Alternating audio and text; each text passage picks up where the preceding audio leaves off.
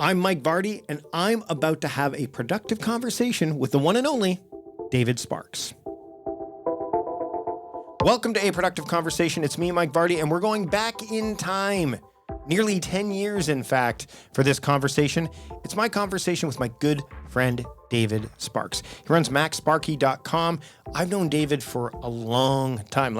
Obviously, this episode is almost 10 years old. I've known him longer than that. We actually talk quite regularly, once a week, and it's just really cool to have him on the show again, even just revisiting this conversation to see how far things have progressed in the last 9 years since we spoke on this podcast. I really need to get back on the show for an up-to-date conversation, but in the meantime, you'll have to make do with this one. By the way, since this episode aired, David has gone on his own. He's no longer practicing law and now runs MacSparky full-time. So you'll get to kind of hear the old David, for lack of a better term, and hopefully in the not too distant future, the new David, or the different David, as we all change as time progresses.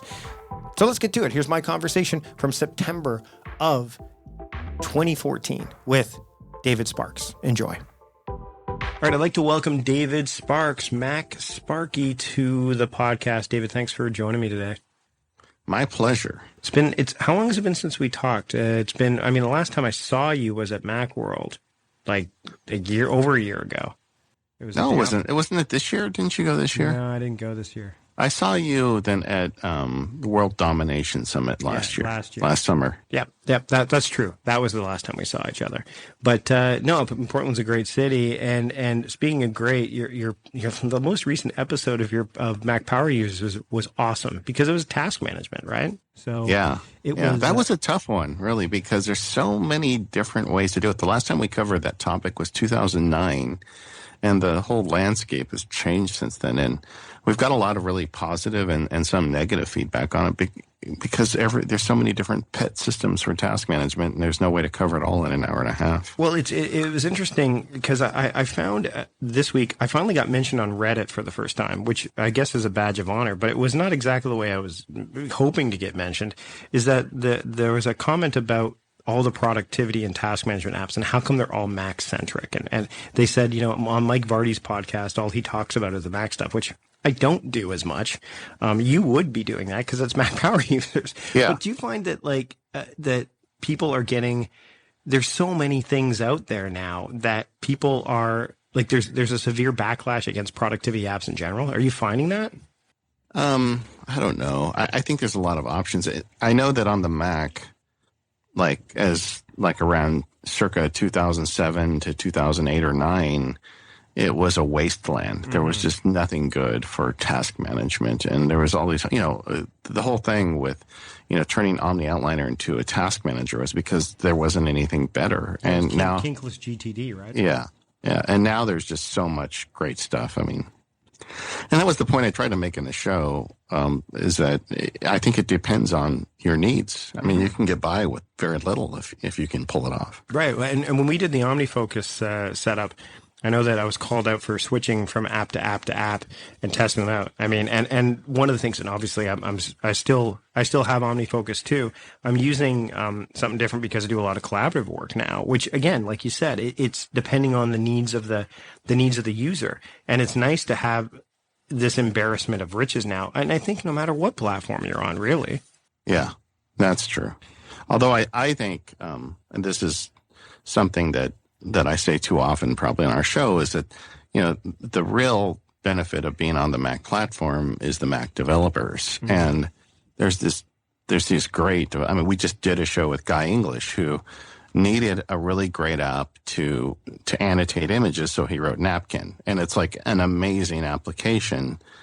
And that's just another example of these guys and gals on the Mac making amazing applications. And I just don't see that on the other platforms. And once extensibility comes into play with iOS 8, isn't that amazing? It's coming in. It's like we're all about to hit the lotto, and most people don't even realize they have a ticket in their hand. No, exactly. It's so, and I'm still on the 4S because, in Canada, we had those 3-year contracts that finally got dipped to 2. So I'm actually going to be able to upgrade now finally because my contract's done. And I can't wait because, my 4S still runs fine, but a newer, snappier iPhone will handle all of the workflow needs that I'm gonna need to take full advantage of. And I'm seeing now with an app like use Dispatch. I want to talk a bit about Dispatch. That email app, it couldn't have existed, just like drafts or anything, couldn't have existed, even 3 years ago, right? You know what I mean? Like, and no one would have thought to. I mean, we know email is a problem, in terms of task management in a lot of ways. People spend too much time in there and they don't actually move, they use their email app as a task manager, which, unless you're really, really disciplined, won't work. And then you've got these ones that are coming along like, Boxer, Mailbox, Dispatch, Triage, and it's changed the game in such a great way. Did you see Dispatch now prints to PDF? Yep. Yeah. Crazy. I know. Crazy.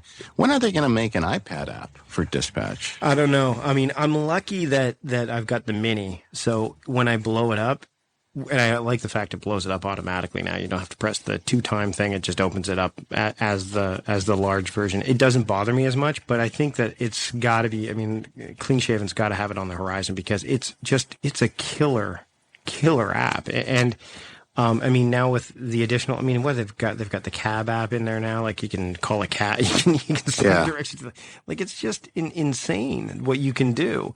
And then drafts again. I just finally got a tutorial, by the way, on my iPad. I don't know why I waited so long. I don't know. I have no idea why I waited so long. It's crazy awesome. But that's the thing is there's so many apps that you can use and then they work in conjunction with one another that's going to make your workflow experience that much smoother, right? Well, and the difference is right now to make all that stuff work, you've got to be kind of a scientist about it and plug things together. Whereas with what's coming with iOS 8, it's going to just magically happen.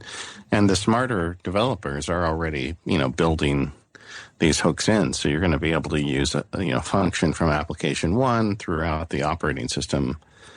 And then you think about special keyboards and, the story about iOS 8 is going to be the apps that come out on day 1 and day 10. And, in that period, it's going to be like a new gold rush in some ways. Yeah. Sorry, go ahead. I think it's going to cost me a bunch of money. I'm pretty sure. I think it's going to cost all of us a bunch of money. Yeah.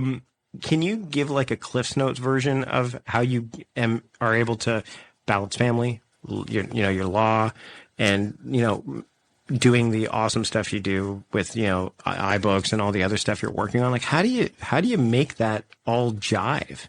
I don't have a cloning machine, but some of it is not as sexy as you think it would be. So when they hear he's a lawyer, they're like, oh, he's a lawyer. So they think every lawyer works 80-hour weeks, and I don't. Very early in my career, I clerked for a federal judge. So I had, I externed for a federal judge. I guess you got to use the right term. But I had a lot of opportunities for big firms that paid lots of money and wanted you to work lots of hours. And I grew up very blue collar, and I'm like, you know what? I don't need that stuff. So I wanted to be around with my kids. So I've always worked in these small firms where we kind of set our own clock, and, I drive a Ford, not a Mercedes. I don't make the big bucks at the day job, but that gives me enough time. And I'm not saying I work full time, but I don't work crazy hours like some lawyers do. Right. So that's one of my secrets. Another of my secrets is my kids are much older now. My youngest is 12, my oldest is 17, and we spend a lot of time together. But when you have little kids, it is all consuming. There's no way I could be doing this stuff if my kids were, 2 and 7 instead of 12 and 17. And so I have a little bit more time that way. I really love all this MacSparky stuff I do.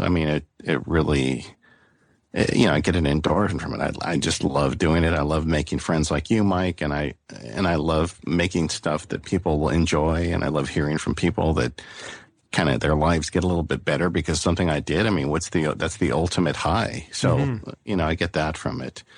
And I plod and I pick away. I think some people think this is a shtick that I do, but it's not. I mean, I've never been, particularly smart. It's legendary in my family how hard it was to teach me to read. And, but I've always been a hard worker, and, I pick something and I just, bite the elephant every day, and hopefully I consume it at some point. And that's how I do it. So it's just, picking away at things and being kind of the right point in my life that I can have time to do these things. It all kind of combines together. And then I use all kinds of weird hacks, like using drafts and dictating. And like I'm working on my next field guide now. And I realized that I hadn't written anything on it in 2 weeks. So all week this week, I've been driving back and forth to work. It's a half-hour commute. Rather than listening to podcasting, I've been dictating the next book. And, I just looked tonight, I've got 5,000 words in this week, which feels a lot better. It feels like I'm making progress again. And I just stole some time in my commute. Well, and that's the thing, right, is that a lot of people, and I guess the other thing is you put out a lot of stuff, but like when you put out a field guide or something like that, clearly there's a launch and all that stuff. So that old adage of there's nothing, everything is new on the internet.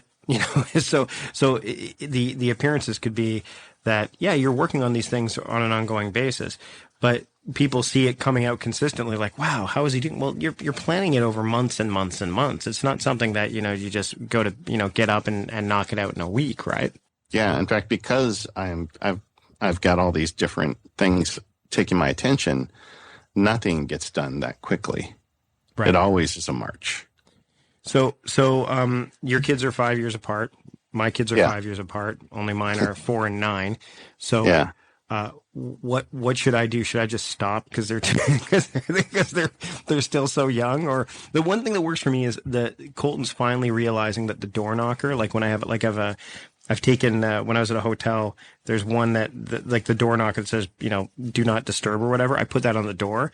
And he recognizes that means no one can, daddy can't, I can't be disturbing daddy. Although he's probably the only 4-year-old on the planet that knows what a podcast is. Because he's like, daddy's doing his podcast. We can't be loud right now. It's quite hilarious. Well, it's, but those days are precious and they will be over before you know it. So just make sure you make enough time. It's always a challenge. Every year I speak in Chicago at the American Bar Association, and it's very prestigious to be on that faculty, and there's a bunch of people there that I really adore who are just really smart, clever nerds and lawyers, and it's the nicest group of lawyers I spend time with every year, and I always look forward to it. And then I had promised my 12-year-old that she has a thing for school, and I had promised her, like at the end of last year, that I would do it. And I found out today that I should have realized earlier, but I realized today that promise falls right smack in the middle of the Chicago conference. So I called the Chicago people and I said, I'm really sorry, I just can't go this year. And I told them I promised something to my daughter, and if I'm going to be, I don't want to get you a tag. If I'm going to be, to somebody, it's going to be to you guys over her, and but that stuff's always a challenge. Well, yeah, and I think that the thing is I have the fortunate ability to work from home, so I see my son and my wife and daughter have gone away for the next 3 days. They've gone up island to a little beachside resort because school ended 2 weeks early here in June because of a teacher strike. So I lost 2 weeks of work because of it to a certain extent.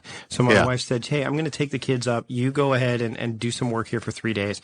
And in my mind, I'm like, I wanted to go. Because they're going to really cool, they're going to be sitting on the edge of the Pacific Ocean. But I knew that this was important. My daughter and I were going to probably go to San Francisco together for the Dad Summit in January because she's always wanted to go to San Francisco. And I said to my wife, well, what if I bring the kids and you stay home and you get that time? And she's like, you want to take the kids to San Francisco? Feel free. So, yeah, I think that it's all about, I think those tools, and I think this is, you talk about this, regularly, even without saying it, is that these tools allow us to make those choices. They allow us to say, okay, they make those choices easier, I guess, to a certain extent, right? Yeah. The argument, every 6 or 12 months on the internet, somebody writes the argument how things like, extensive task management like GTD or OmniFocus or whatever the flavor is, actually prevent you from doing creative work. And there's always somebody that's got their story about how they got into one of these systems and they never got anything done, and then they dumped the systems and now they're so productive. And I don't agree with that. I think that I don't even buy it. I don't buy it. I think that it's fleeting. But sorry, go ahead. Yeah.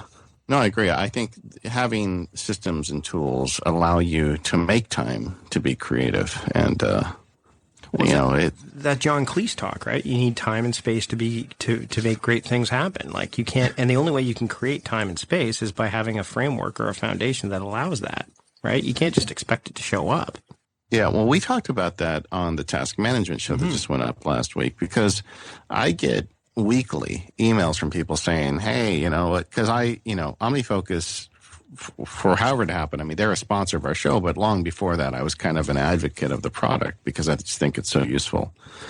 But I get emails from people saying, well, I look in my task manager and it's just so full, I can't get anything done every day. I wake up and spend 2 hours getting it organized.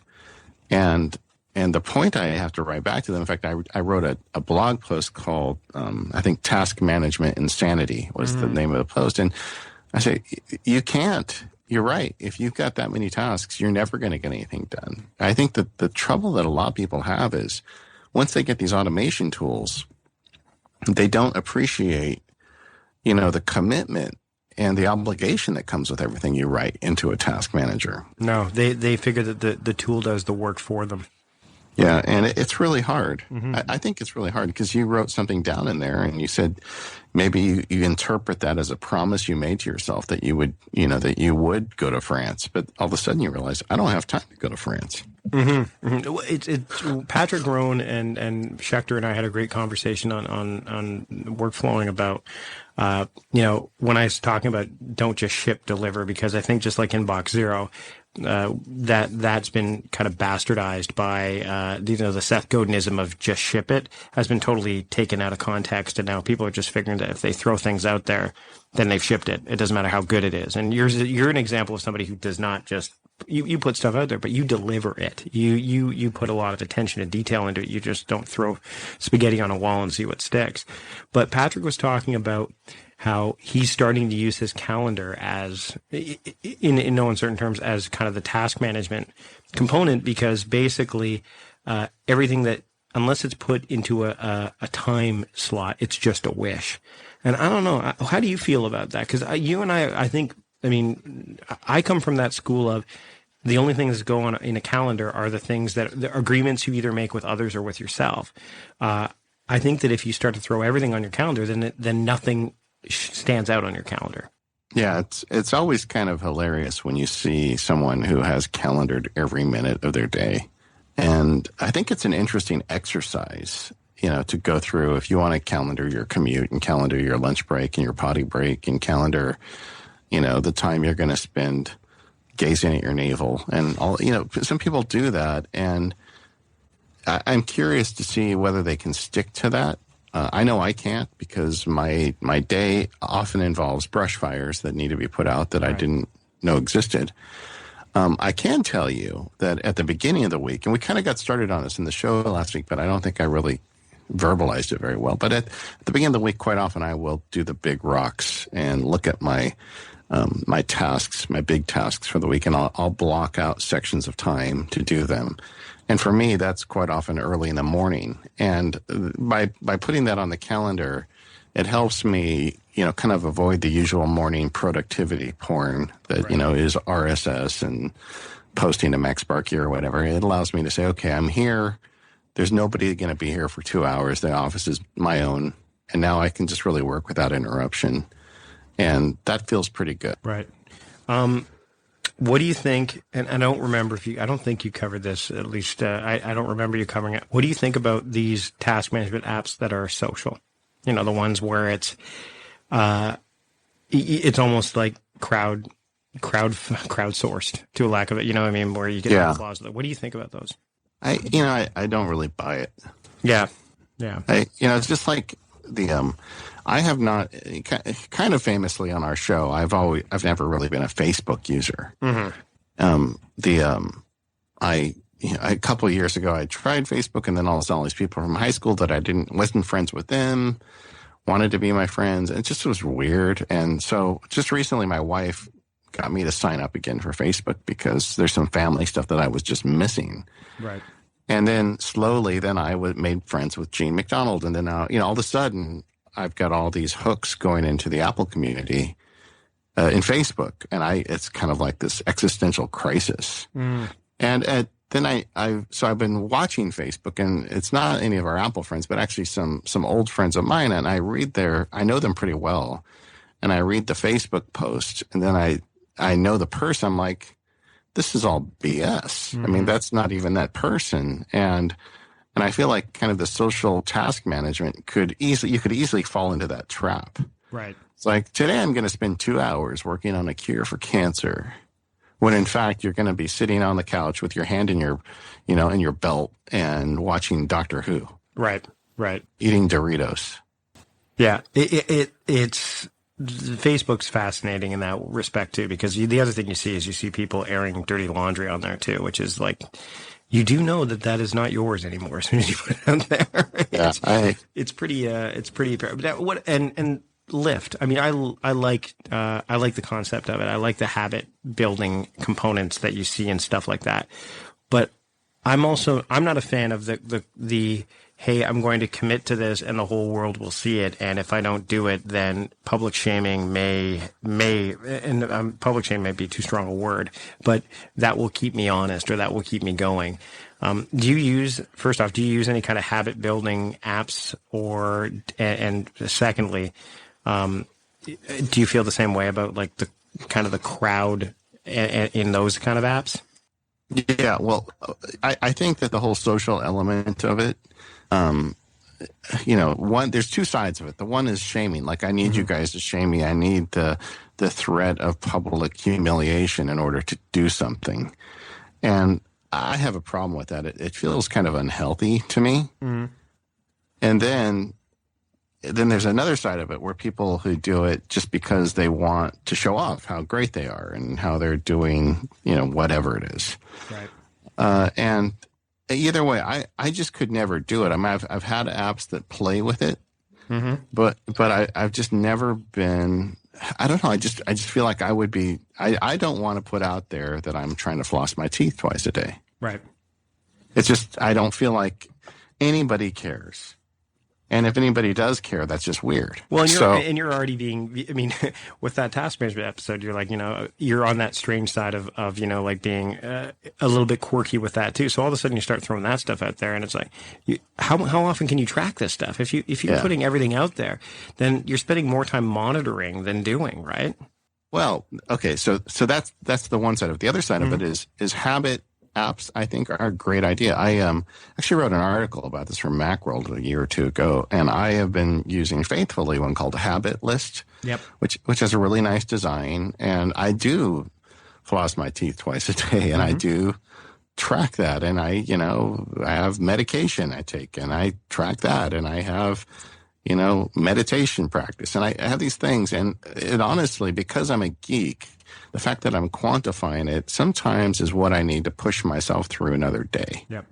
Sometimes I'll wake up and say, well, you know what? I'd rather just lay in bed and, watch something on my iPad. And I'm like, well, you know what, though? I've gone 32 straight days doing this habit. I'm going to get up and do it the 33rd day. So it's a self hack, but I would never imagine really sharing that stuff. No, those are self-contained. I use Full. Full is the one I use, and the reason I like it is because I get to see it. I get the words that I want to write per day. I get all that stuff, but it doesn't get shared to the general public. It's for me and me alone. Yeah. Yeah, I think that I mean I get it, and I like the. Some people need it. Some people need that stuff. It's just like, do you journal? You journal, don't you? Yeah. I do. You use day one for that, I'd imagine. Yeah, same here. I journal every day, and most people are like, why would you journal every day? I'm like, to me, it's why wouldn't you? I was just reading somewhere. I don't know who. I just read recently someone who said if it was I think it was a Google Talk where they were talking about, they were teaching programming at some university, I think it was Stanford or something, and the teacher's assistant put a teddy bear outside his office door. And he said, before you come into me with your programming question, you have to first fully explain the question to the teddy bear. And apparently it cut down the number of office visits by half. Wow. Because just the process of stopping and verbalizing something that's on your mind, a lot of times you come up with your own solution. Right.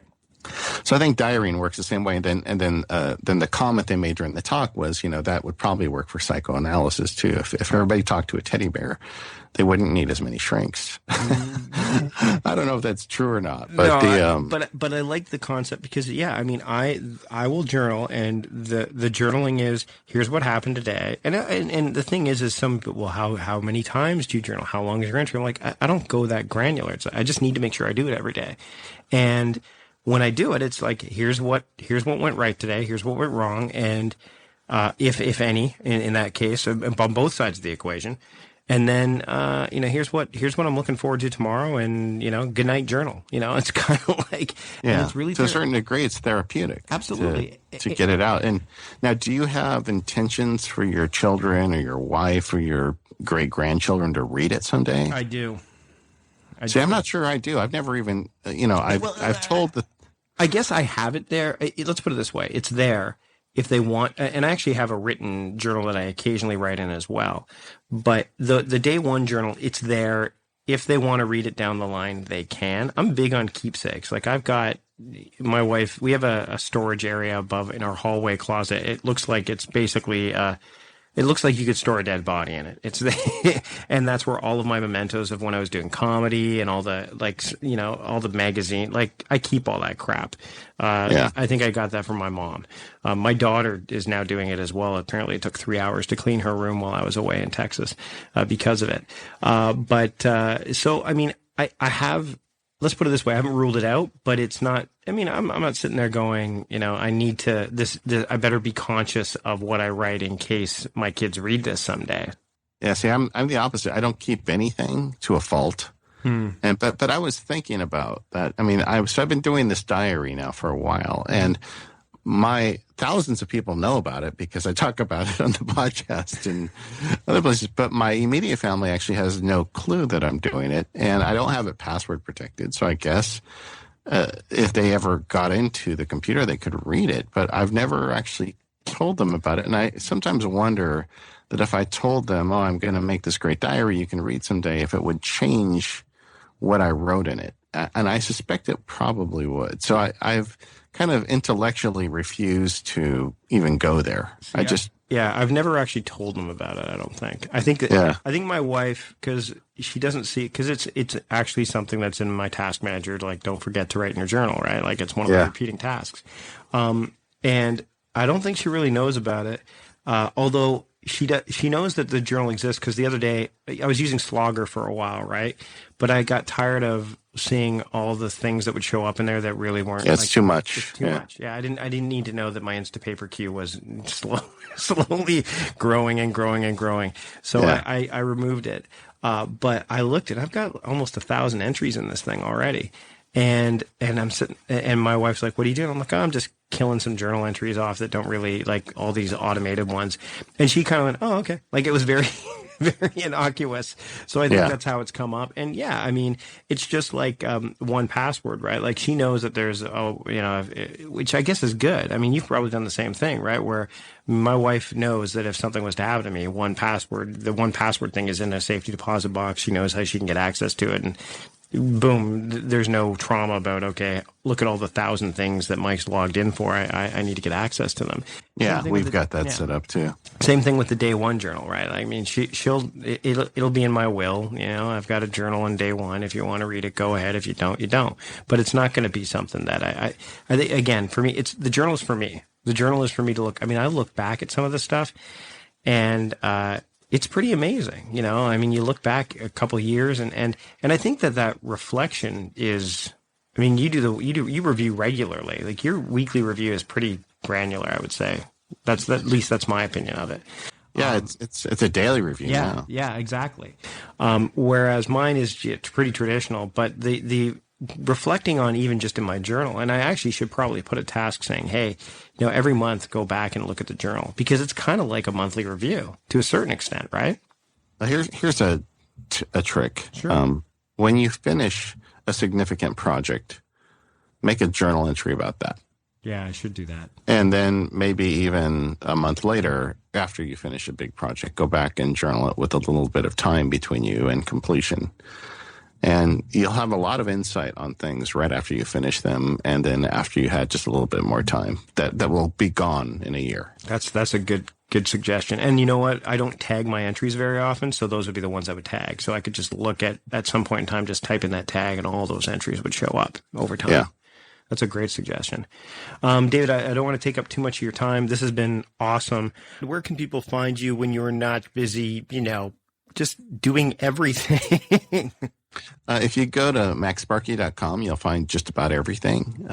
If you're interested in the podcast, go to MacPowerUsers.com. They've got their own website there, but MacSparky.com has the books and the blog and all the other stuff. Cool. Well, thanks so much, David, for being on the show today. There you have it, a blast from the past. Again, I'm looking forward to getting David back on the show in the not too distant future. If you don't want to miss that episode, subscribe to the show. Hit the subscribe button in Apple Podcasts, Overcast, Google Podcasts, Spotify, wherever you're listening to the show. That way you don't miss a single episode of what's to come, and can also go through the archives and hear other gems like Gretchen Rubin's conversation with me, Chris Bailey, James Clear, so many more. So again, hit the subscribe button. By the way, if you want to check out the show notes related to this episode, just go to productivityist.com/podcast494. Simple, quick, easy way to do that. Another way to support the show besides subscribing to the show is to check out the sponsors that you heard during the conversation today. You can find them at productivityist.com/podcast sponsors. When you check them out through that page, you let them know that we sent you there. That's it for this episode. I'll be back with a shiny new episode next week, not from the vault, right from the modern times, right from present day, or as close to present day as we can get. Until then, I'm Mike Vardy, the host of A Productive Conversation, reminding you to stop doing productive and start being productive. See you later.